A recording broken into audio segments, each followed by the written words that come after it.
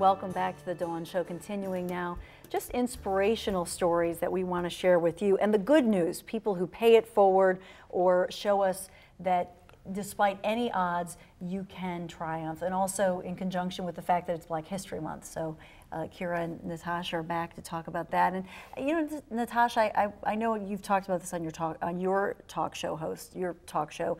Is, in other words, is it something that you think we're moving forward when we look at Black history and where we've been and where we're moving, or do you think in many ways we're taking a step back? I think a lot in a lot of cases we're all over the place. I've heard people say, you know, and even Black folks, they say, let's stop talking about it. You know, I don't want to see another slave movie. I don't want to talk about what happened, you know, 100 years ago or 500 years ago. They just want to kind of get over where we are now is what some people, where they want to be. They want to move forward from this point forward.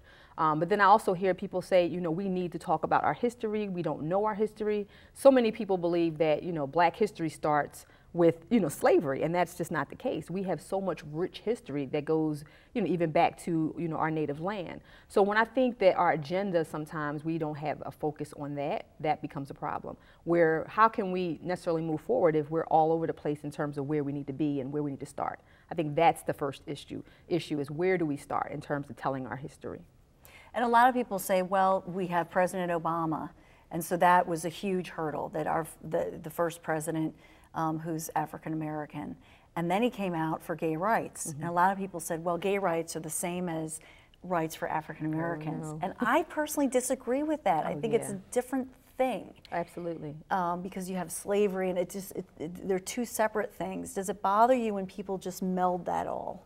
Well, if I can answer that, I think that, you know, gay rights, I think they do a great job of having an agenda.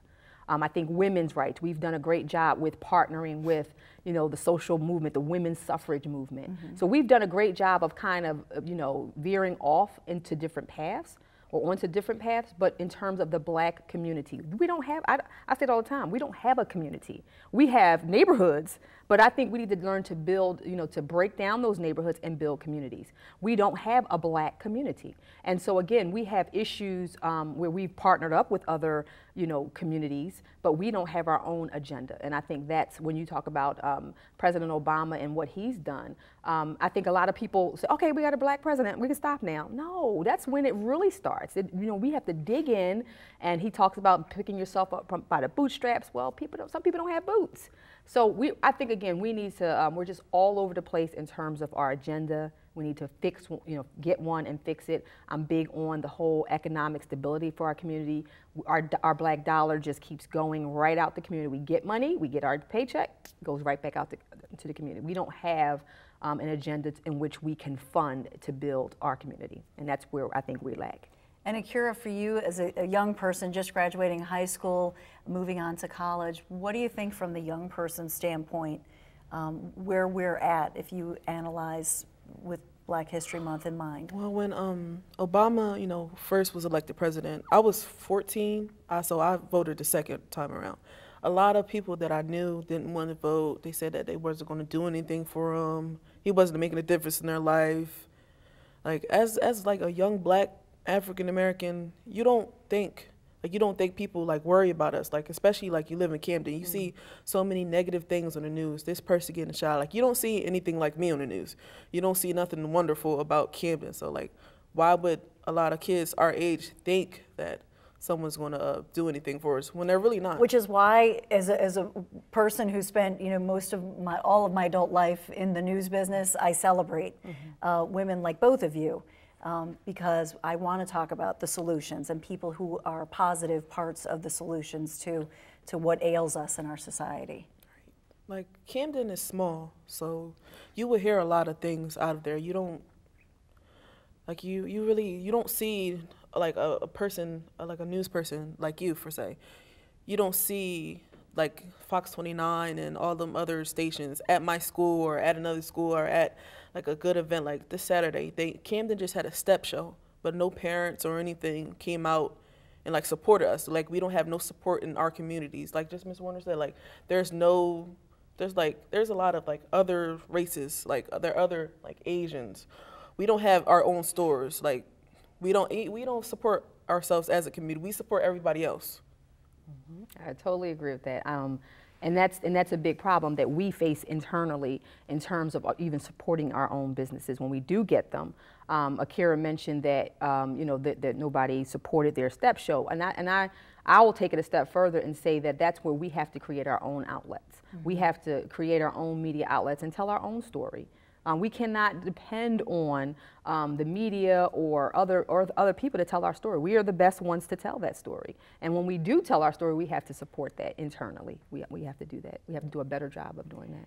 And what about, racial relations in America for young people? I always say that I think, like my little boys, they're 7 and 9. I just think that's the hope for the future because they're raised with such diversity and they don't see what was in the past. Right. Although it's important to learn about it, they don't live that. But what do you think? What do you think is the state right now of racial relations? When you think about Camden or Philadelphia in particular. Like in Camden, you have your Puerto Ricans, you have your Mexicans, you have your blacks. There's not really a lot of like races you can be around. Like a lot of people stay in their lane. They don't try to like root out and to meet new people, and that's another thing we have a problem with. We have a problem with like not wanting to meet new people, not wanting to try new things. Like even you do stay in your own community, but sometimes you like branch out. You don't have to stay in your lane sometimes. Sometimes go to the left or to the right. Don't like be one of those people that stay like a person that like lives on a farm and doesn't ever come off the farm. Like go somewhere else. Right. Yeah. All right. More insights, especially from Natasha, when we come right back.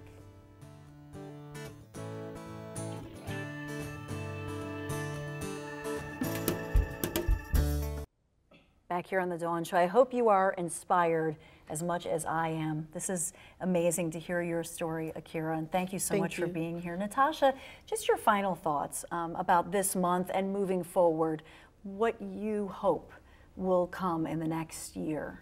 Just basically for me is whenever we see a reality show, a book commits suicide.